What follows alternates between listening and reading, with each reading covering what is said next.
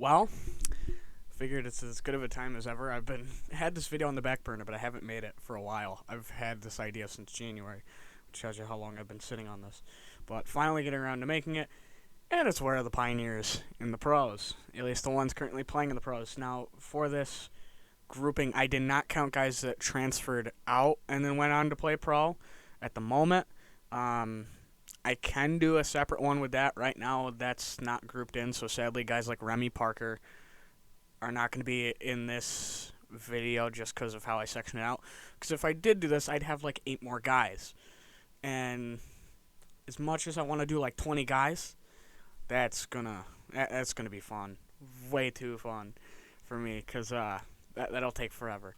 But let's dive right in, I guess. And the first one will be John Moncovich. Now, when Moncovich came out of Utica, his first landing spot and only landing spot as of right now was with his hometown Fayetteville Marksmen in the SPHL. And immediately after the Utica 22-23 season, he would play 5 games for them, logging 5 points, average of 1 off a game, and even see some time in the SPHL playoffs. He would then follow that up with a 23-24 season that would see him in the lineup for 47 games, log 25 points, and even 12 PIMs.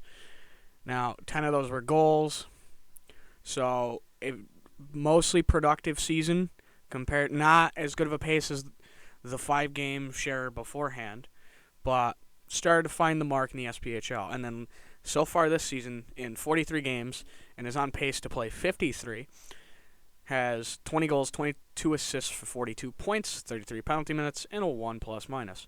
Now, this latest season with Fayetteville, his numbers look about what they looked like in his first couple games with Fayetteville, and he's averaging about a point a game. He's playing very well down there in his hometown, and he's producing very well. I've seen some of the goals he scored. They look good. He's playing good, and I'm glad to see him slot in back at his hometown, because I guarantee you that feels real good. Next up on the list is Brandon Ozmundson. Now, looking at when he left, he immediately went to the SPHL Ice Bears. He only games, didn't really put up any stats, and then comes in 23-24 into the SPHL and only sees 16 games with the Huntsville Havoc. 9 goals, 4 assists, 13 points, 4 PIMs, and then in that season gets loaned to Norfolk in the ECHL, the Admirals. 43 games, 9 goals, 20 assists for 29 points, 30 PIMs, and a 20 plus-minus. He sees time in the playoffs, puts up half a point a game, 2 goals, 2 assists, 2 penalty minutes. Now, once he got to Norfolk, he didn't look back, and I kind of was keeping track a little bit because he started to hear the rumblings of Ozzy's up in the E, and then he goes off, doesn't look back. And then now with a full season in the ECHL with Norfolk, this season so far, 57 games, 18 goals and assists for 36 points, 32 PIMs, so a 2 PIM upgrade from last season, I guess, or downgrade, however you look at it, and then a 20 plus-minus again. So another high plus-minus, one of the best of his career from college up. And he's rolling. I mean, there's no other way to put it. He's just rolling in the ECHL, and it's good to see. It's definitely very exciting. And just like all these guys, hopefully it continues. Third up on the list is Buster Larsson, another guy out of that 22-23 departing class. He would not see any signing with the team till the following season, unlike most of that class who I think signed for just a handful of games at the end of that season. But the following season he'd get a contract and would go to the Birmingham Bulls first, seeing 9 games with 2 goals, 1 assist, 3 points. He would then follow it up with 2 games with the Fayetteville Marksmen, scoring just an assist, before finding his current home with the Huntsville Havoc, seeing 37 games, 17 goals, 22 assists for 39 points, and a couple PIMs too, 27 of them. He would see 8 playoff games also with 7 goals, 3 assists, and 10 points. That's where he blew up and kind of earned himself a spot in Huntsville. That's where you really started to hear his name because he exploded. And you see that with his above a point per game pace and almost a goal per game pace. He would then come in this season with the Huntsville Havoc and play 47 games, projected to play 56. He has 16 goals, 31 assists for 47 points, eclipsing his other point mark and being the highest point mark he has ever had since being in NCDC, his final years in NCDC. Since being in NCDC. So through D3 hockey and then to the SPHL, that is his highest mark in years. And props to the kid for putting him up. 13 plus minus and 36 PIMs. He's another one of those guys that's come out of that 22-23 departing class and is producing in the S or the E. And nothing but props to him. Next up is a 21-22 departure of the Pioneers and wore the A. Jamie Bucell. He would find his first place with the SPHL, playing 5 games with the Macon Mayhem. See the correlation. Some of these teams love to pick up a bunch of these guys. Same teams. But Macon would pick him up. He'd play 5 games and log an assist. And 2 PIMs and a -3 plus minus. He would then find his next home split between the FPHL and the SPHL. In the FPHL, he'd play with the Binghamton Black Bears, a New York team. And then would find some time with the Huntsville Havoc on loan. 28 games, 7 goals, 6 assists for 13 points, 16 PIMs, and 9 plus minus. And he would find himself in the playoffs for 3 games and put up 1 goal, 1 assist. He would then the next season spend a full season with the Huntsville Havoc in the SPHL, playing 30 games, logging 2 goals, 11 assists, 13 points, matching his point mark in the SPHL last season on 2 more games, with 1 less PIM than the season before at 15 and a -5 plus minus. He would then go back to Binghamton in the FPHL and split time between them and Port Huron, the Prowlers.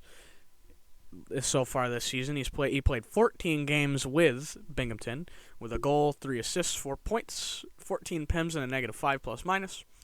And then has logged 29 games so far for Port Huron, with 9 goals, 12 assists, 21 points, 29 PIMs, and he's gotten his plus minus over the season back to 0 with a 5.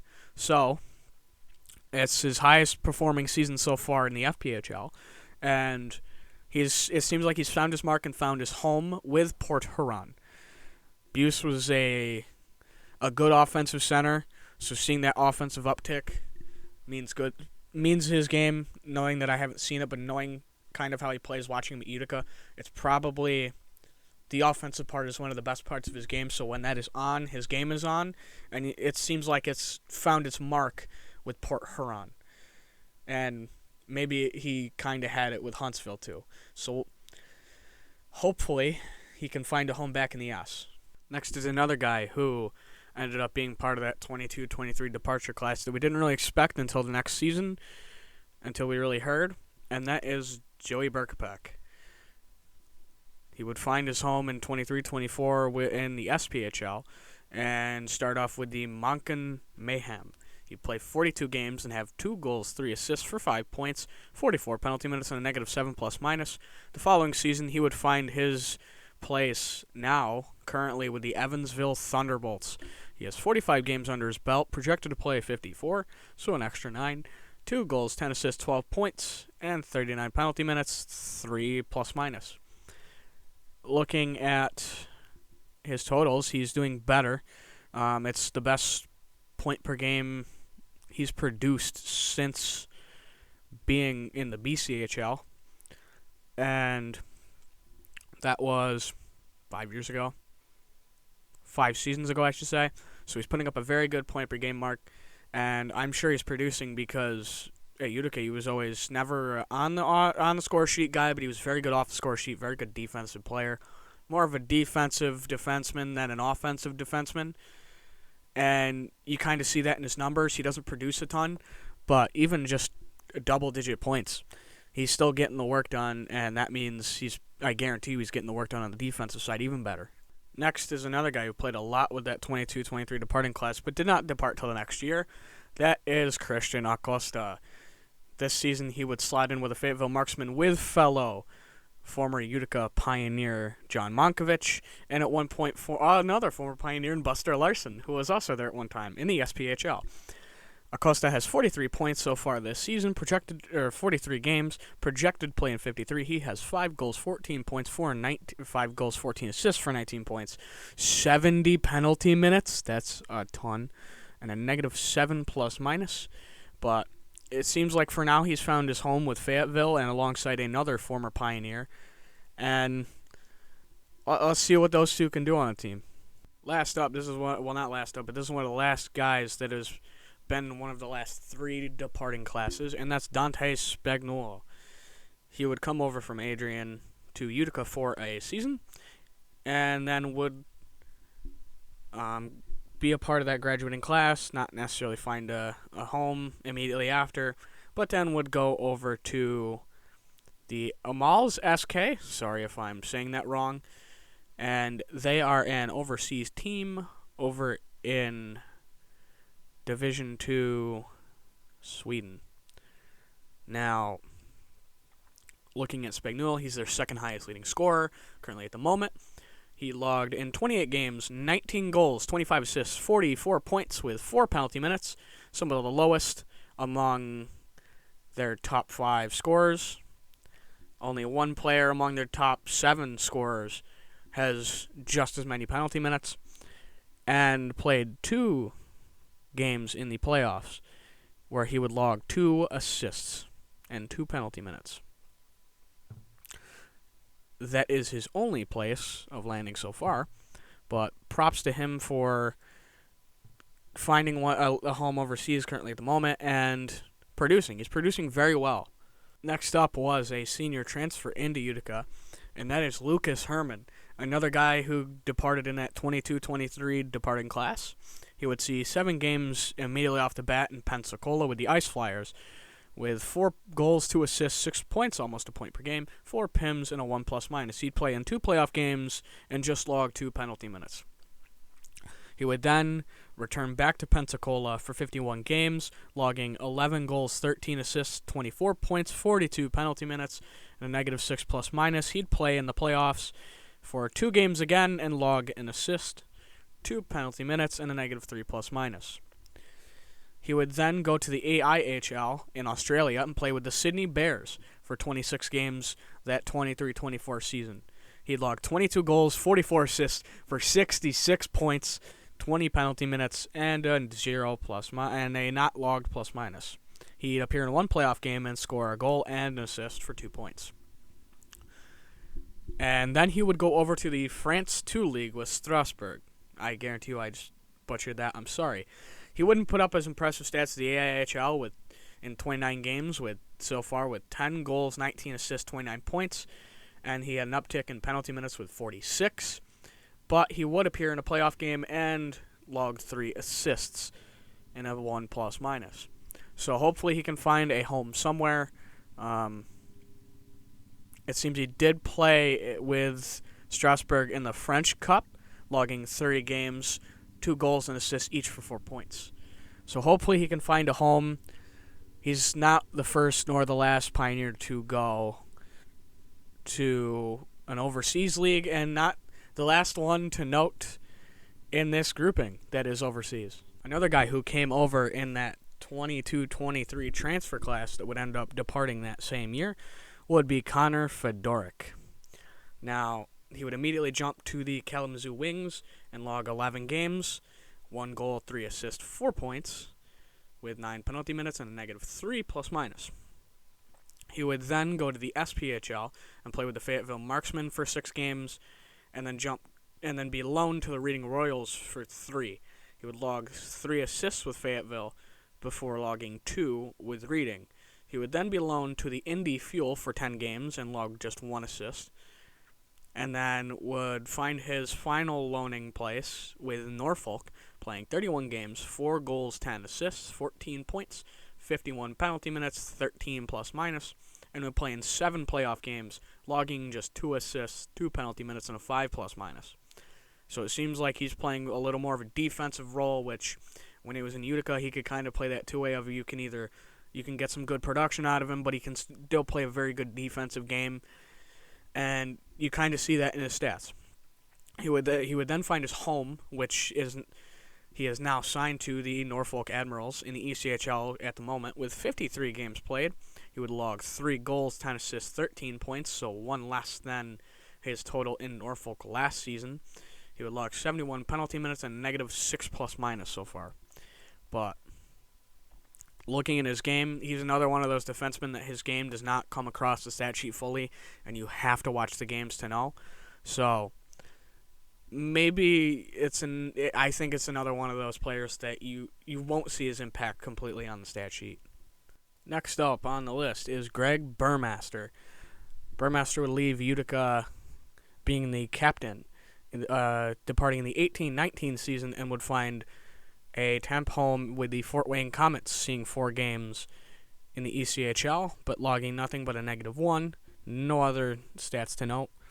He would then play 2 games in the ECHL with the Norfolk Admirals, logging the same stats as in Fort Wayne, before coming down to the SPHL to play with the Huntsville Havoc for 28 games, logging 3 goals, 4 assists for 7 points with 8 penalty minutes and a -2 plus minus, before going over to the Quad City Storm of the SPHL.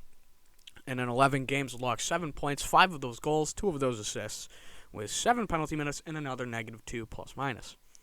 In 2020 to 2021, he would come back to the ECHL to play with the Tulsa Oilers, logging 65 games and 26 points, 12 of those goals, 14 of those assists, 22 penalty minutes, and a -3 plus minus. In 23-24, he would join the EOSHL with the Bytown Royals. Now, I'm assuming it's East Ontario Hockey League. East Ontario Senior Hockey League is, I'm guessing, what it's called.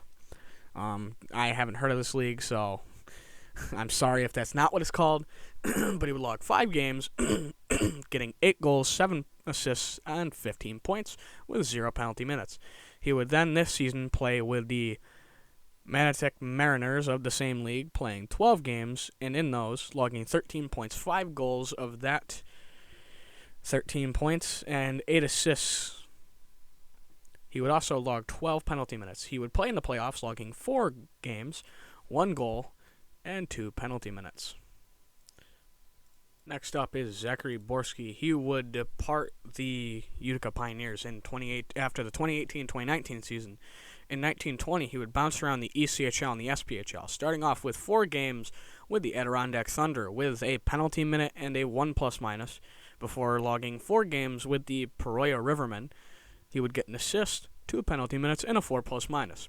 He would then move over to the Evansville Thunderbolts, playing 4 games, logging an assist, 9 penalty minutes, and a 6 plus minus, before finding his last ECHL home with the Wichita Thunder on a loan that season, logging 24 games, 2 points, 1 of those, each an assist and a goal, 14 penalty minutes, and a -9 plus minus. He would then, the next season, go over to the LNAH, or Ligue Nord-Américaine de Hockey. It's a Canadian league. I'm sorry if I butchered that. I probably did. And I will guaranteed butcher these names of teams. In 21-22, he'd play with the Jean-Équerre Marquis. I guarantee you I butchered that. Logging 3 games with 1 assist, being 1 point, 2 penalty minutes, and a 1 plus minus, before going over to Riviere de Loup, 3L, playing 17 games, 1 goal, 4 assists, 5 points, 16 penalty minutes, and a 2 plus minus. He would see playoff action for the rest of his career in this league, and this is one of those 2 seasons. He would log 4 games, no points, but 11 penalty minutes, and a -2 plus minus. He would return back to Riviere de Loup, 25 games in the 22-23 season, with 10 total points, 3 of those goals, 7 of those assists. He would log 23 penalty minutes and a -5 plus minus. He would also see playoffs again, like mentioned earlier. 3 games, 1 goal, 1 assist, 4 penalty minutes, and a -2 plus minus. He would then go over to the LHSE, or Ligue Hockey Senior Elite, and play with the Vandril Hockey Experts. I guarantee you I butchered that. I'm sorry. I know I butchered that. This would be his latest landing spot, Starting in 23-24, he would play 7 games, 3 goals, 5 assists, 8 points, 17 penalty minutes. He would see 2 playoff games where he logged 2 assists and 2 penalty minutes. This season, he's played more games, doubling his game amount from last year with 14, and would log 10 points, 2 of those goals, 8 of those assists, 28 penalty minutes. He would see 1 playoff game where he logged 1 penalty total. Next up would be Anthony McVeigh. He would depart the Utica Pioneers after the 2017-2018 season, and immediately join the Huntsville Havoc for 4 games, logging 1 goal and 2 plus-minus. He would then return to the SPHL, playing with the Knoxville Ice Bears for the 2018-19 season, logging 40 games, 7 goals, 19 assists, 26 points, 10 penalty minutes, and a 4 plus-minus. He would play 4 playoff games with 1 assist and a -1 plus-minus logged.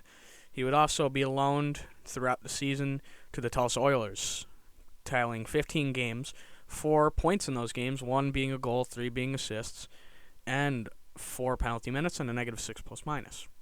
He would also be loaned to the Idaho Steelheads for 1 game where he would only log 2 penalty minutes. Then in 1920, he returns to the Knoxville Ice Bears of the SPHL, playing 44 games, 15 goals, 20 assists, 35 points, 19 penalty minutes, and a 4 plus-minus. He would be loaned to Newfoundland Growlers and Orlando Solar Bears, both ECHL teams, at some points during the season, and would log 2 games with each, would log 1 plus-minus with Newfoundland, and with Orlando logged 2 penalty minutes and 1 plus-minus. In 2020-21, he would continue his career with the Ice Bears, playing 41 games for 10 goals, 18 assists, 28 points, with a 20 plus-minus and 20 penalty minutes and a 10 plus-minus.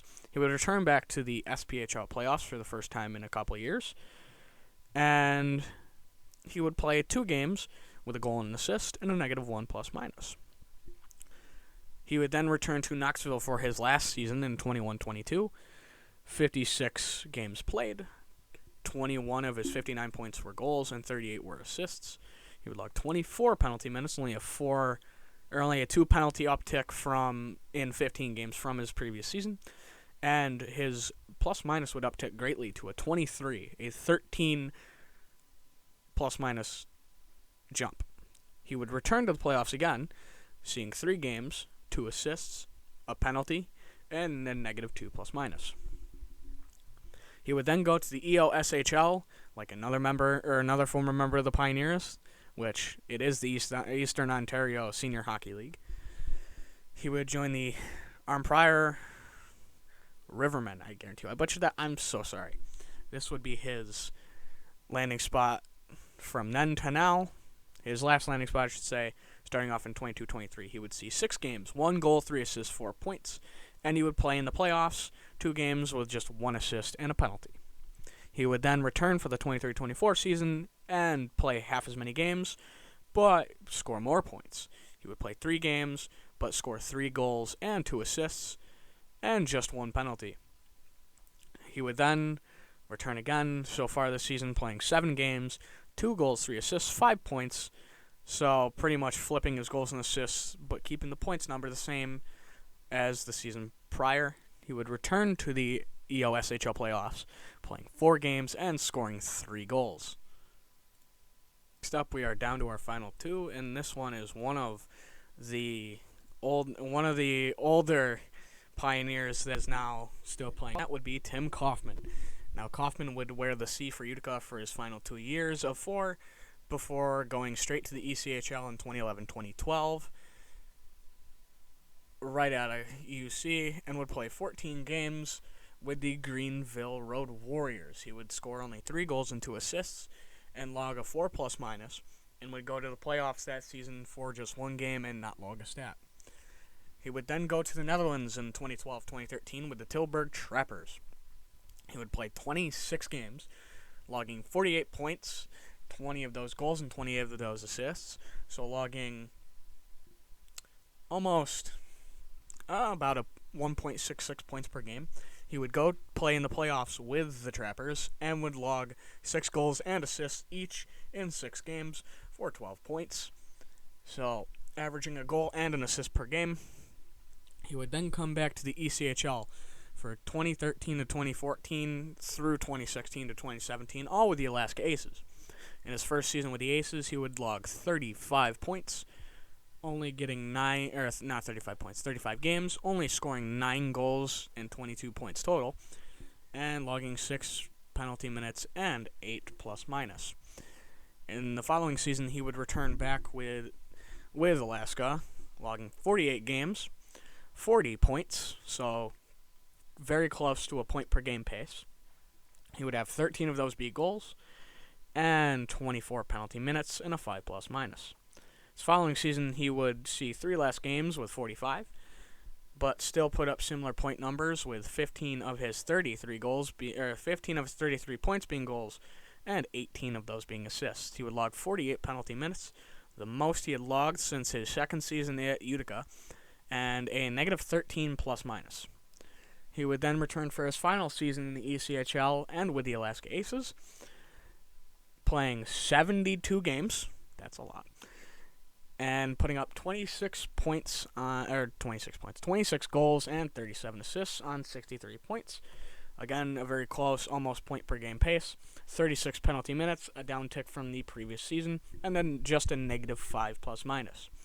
He would then in 17-18 join HKM Zvolin in the Slovakian League, playing 56 games, logging 58 points, so just over a point per game, 31 goals, 27 assists, 30 penalty minutes, and a 22 plus minus. He would play in the playoffs, playing 12 games, and would score 2 goals, 7 assists, 9 points, and log 10 penalty minutes. He would then go to, in 2019, the Swedish League, joining hockey club Lashak Stefans. I'm sorry if I butchered that, I probably did, for the next couple years. He would log 44 games, scoring 28 goals, 32 assists, 60 points. He would score over a point per game his whole time in the Swedish League, and log 30 penalty minutes and 22 plus minus. Nope, that's the season before in Slovak. He would log 64 penalty minutes and an 18 plus minus. He would play in 13 playoff games this season, logging 7 and 7 on goals and assists, so over a point per game. In the playoffs too, 8 penalty minutes and a negative 1 plus minus. He would return to the Swedish League with the same team and log 43 games, 18 goals, 38 assists for 56 points, 37 penalty minutes, and 8 plus minus.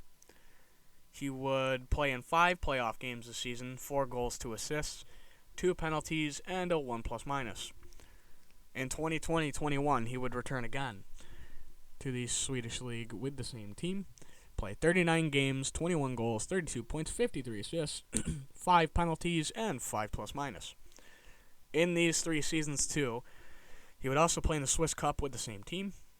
In 18-19, he'd log 2 games with a goal and a penalty. In 19-20, he would log a game, a goal, and an assist. And 2020-21, he would log a game, no stats. In his final season in the Swedish League, he would join SC Langetho. I'm sorry if I butchered that one too. He'd play 50 games, score 19 goals, 39 assists for 58 points, 44 penalty minutes, and 10 plus minus. He would finally return to the playoffs in this league with 5 games, 5 assists, and negative 3 plus minus. He would then go over to the DEL2, or the second-tier league in Germany. He'd play with the EC Bad Nauheim. I'm sorry if I butchered that. I guarantee you I did. There's a lot of butchering of these overseas names. And that's where he would be from then till now in 22-23.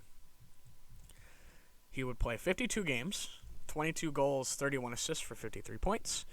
He'd get 9 penalties and 8 plus minus. He would then go to the playoffs and play in 15 games and log 6 goals, 11 assists, 17 points, a 6... Actually, that's 3 penalties and a negative 6 plus minus. He would then return to EC Bad Nauheim for 52 games. Again, he would log 25 goals and 33 assists for 58 points this time. He would have 22 penalty minutes and 5 plus minus. He would play in the playoffs 2 games, 1 goal and 1 assist, a penalty, and a negative 2 plus minus. In 23-24, he would happen to be the leading scorer, the leading goal scorer, and the leading assist getter with EC Bad Nauheim. He would then return for the 24-25 season, only seeing 33 games so far. In 33 games, that downtick, he would log 11 goals, 20 assists for 31 points, about a 1.00 point per game pace, and would log 10 penalty minutes and a 1 plus minus. This season, he would not be the leading scorer, but he'd be a top 5 point getter. He'd be fifth in assists and fifth in points, or fifth in goals. So he'd be fifth in every scoring statistic. He would return to the playoffs this season with 3 games played. He would log 1 goal, 3 assists, 4 points, 1 penalty, and a 5 plus minus. Finally, bringing up the rear in the list is Nick Melino. Sorry, I think it's Melino. He would depart after the 15-16 season for the Pioneers and immediately go to the ECHL to play with the Allen Americans. He'd play 7 games and just log 1 assist. In 16-17, he would go to the Rapid City Rush of the ECHL, playing 49 games and logging 7 goals, 10 assists, 17 points. He would also log 21 penalty minutes and a negative 10 plus minus. Now, on Rapid City, his 17 points would put him at 12th points. He would also be studying this. See, I missed his name. 14th in assists and 13th in goals. He would then bounce around a little bit the following season in 17-18. He would join the Peoria Rivermen, another familiar name that we heard before with another former player. He would play 14 games there, logging 3 goals, 4 assists, 7 points with 48 penalty minutes. Wow, that's a lot. I'm assuming he was fighting because there's no way you get that many just by being there. And 2 plus minus. He would be loaned multiple times. He would be loaned to first the Norfolk Admirals, logging 9 games with 2 assists, 2 penalties, and a negative 5 plus minus. He'd see 11 games then with the Kansas City Mavericks, logging just 1 assist, 5 penalties, or 2 penalties, depending on how many, depending on what the penalties are for, and a negative 2 plus minus. He would then finally be loaned to the Colorado Eagles for 15 games, logging 2 assists, 13 penalty minutes, and a negative 1 plus minus. In 18-19, he would go to the German Third League with Selber Wolf. I'm hoping that's how it's said. There he would log 7 games, and in those 7 games only score 8 assists with a penalty before going to the ESC Mosquitoes Essen. I hope I said that right. I probably didn't. And there he would become a top 3 scorer, getting 49 points in 34 games, 26 of those assists, 26 of those goals, 23 of those assists, with the second place scorer being 1 point ahead of him. He would be the second highest goal scorer and the 7th assist getter. And he would also, in his time in ESC, log 60 penalty minutes. He would play in the playoffs, and in those playoff games would just log 2 assists in 3 games and 10 penalty minutes. In 1920, he would return to the ECHL for the last time with the Wichita Thunder, playing 4 games and logging an assist, before going back to the German Third League with Saale Bucell. I hope I said that right. That was fun to say. I hope I get to say that again. Sadly, I don't. And in 32 games, he scored 29 goals, 22 assists for 51 points with 52 penalty minutes. He would also log 2 games in the playoffs with a goal and an assist and a penalty. With Saale Bucell, he would be the second highest point getter. He would be 6th in assists, most of those very close to him in the numbers, and first in goals by 7. And then in 2020-2021, he would continue in the German third league with Silberwolfe. In 36 games, he would log 35 goals and 32 assists, so almost a 2 points per game 2-point per game average. He would log 38 plus minus with 38 penalty minutes. That's a lot. That's a lot plus minus. I'm surprised that those two numbers match. And on Silberwolfe that season, he would be the highest scoring point getter. He would be second in assists to Lenny Gare, who had 36, and he would be the highest scoring player by 18 goals. Okay. In the playoffs, he would log 17 games, 9 goals, 8 assists, 17 points, and 44 penalty minutes. He would then, in 21-22, still play with Silberwolfe, who was now in the DEL2 league. In 21-22 with Silberwolfe, Molino would score 21 goals, 14 assists for 35 points. Up to this point, one of his lowest tallies with any team in the German leagues. He would be in 51 games that season and have 81 penalty minutes and negative 42 plus minus. In that season with Silberwolfe, he would still be the leading point getter. He would be third in assists behind Brett Thompson and Lucas Slavenski. And he would still be the leading scorer by 10 goals over Brett Thompson and Pascal Aquin. I'm sorry if I butchered that. In the playoffs, he would play 6 games, score 4 goals, 3 assists, or actually this was relegation, for 7 points, have 4 penalty minutes, and 6 plus minus in those playoffs.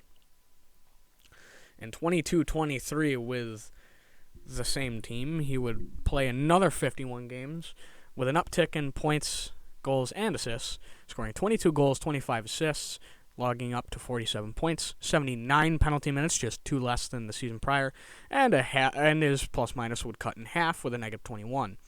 In relegation, he would play just 1 game, logging only negative 2 plus-minus. On Silberwolfe that season, he would also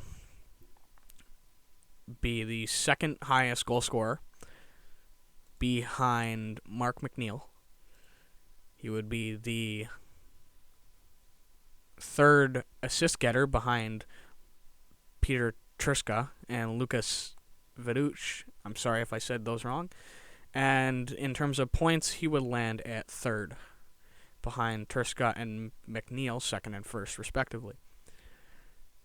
In 23-24, in the German 2 League, he would play 50 games, logging 19 goals, 21 assists for 40 points, straight even. 32 penalty minutes, and a negative 9 plus minus. In relegation, he would play 9 games, scoring 2 goals, 3 assists, 5 points, 13 penalty minutes, and a 1 plus minus. In the 23-24 season, he would be second in points. He would be fourth in assists, and second in goals. He was second in points and goals to Jordan Knackstedt. I'm sorry if I butchered that. I know I did. In his final season so far, or not final season, but in his last season so far with Silberwolfe, he would play 50 games, 11 goals, 12 points for 23 assists, and 52 penalty minutes, an uptick from 32 last season, and his plus-minus continued to improve, going up to a 5 from the negatives. In relegation, he would only play 2 games and score a goal. With Silberwolfe this season, he was third in points, trailing Ryan Smith in second, fellow American, and Canadian Josh Lindquist with 46. He would be sixth in assists, and he would be, not first, he'd be third, I'm assuming. Yep, he would be third in points, again, trailing Lindquist and Smith. That about wraps it. I'm sure that just gave me a couple ideas for potentially doing some other guys that did transfer out. Where are they now for some of the other Pioneer players, even ones that aren't currently playing pro, and just checking in terms of, like, what did they do after being a Pioneer. And who knows, maybe I will, maybe I won't. I kind of do want to do it. And see you later.